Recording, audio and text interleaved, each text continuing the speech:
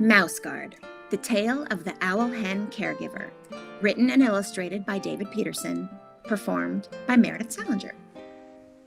Spring, 1127, outside the northern edge of Flint Trust. Mother, Margot is not as good of a cook as either of us. Shouldn't you or I tend to our patrons? We can't afford to lose their coin. Margot is a very kind neighbor to help us in this time. Her food is more than edible. The guests shouldn't complain. Our place is at Father's bedside. My Delvin, long, long before the scent borders, when all was wild country and mice were the stewards of beasts, there was an owl who employed a single mouse. The mouse was proud of the owl's trust and cared deeply for the owl, and he cared for her faithfully for years.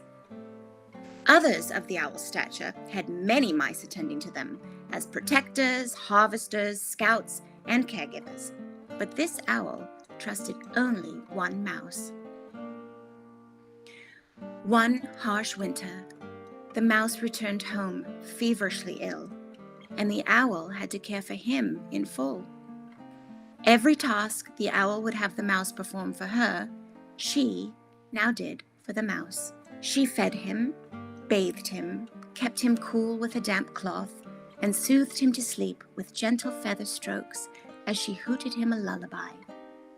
Every chore was a gift, no matter how demeaning or unpleasant, and that is not to mention the removal of soiled garments, nesting, and coverings. Other animals condescended that the owl should find a new steward mouse. Her once proud feathers were no longer being tended to by a mouse, and now she was a servant to one. She was, in fact, much hungrier than she'd ever been, but she only took time away from the mouse to tend to her own survival. The owl ignored the other beasts. She put the needs of the mouse above her own. Many predators chose this time to attack, knowing the owl had no mouse protector and that she herself was distracted. But through luck, providence, and a well-fortified nest, none of the attempts were successful. She was ready to battle on her behalf if need be, but with her mouse dying, she wanted to offer every possible comfort to the wee beast as it slowly ceased to be. Had it not been for the owl to nurse the mouse, to give water and food, to stroke his fur and guard over him as he slept, the mouse would have suffered before he perished. And when his body did die, there was no question that no extra amount of owl caregiving could have changed that. But when the mouse died, did the owl gain a better life? Irrelevant. The true reward was in being a good creature. It is why she is the kind of owl a mother still tells tales of to her children. Will father ever recover?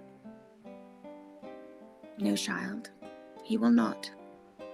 But while he breathes, he still is in need of our comfort and love. Not all battles are fought with sword and shield, but rather with compassion. A mouse who offers no care for others most in need around them is a wretched thing. The end.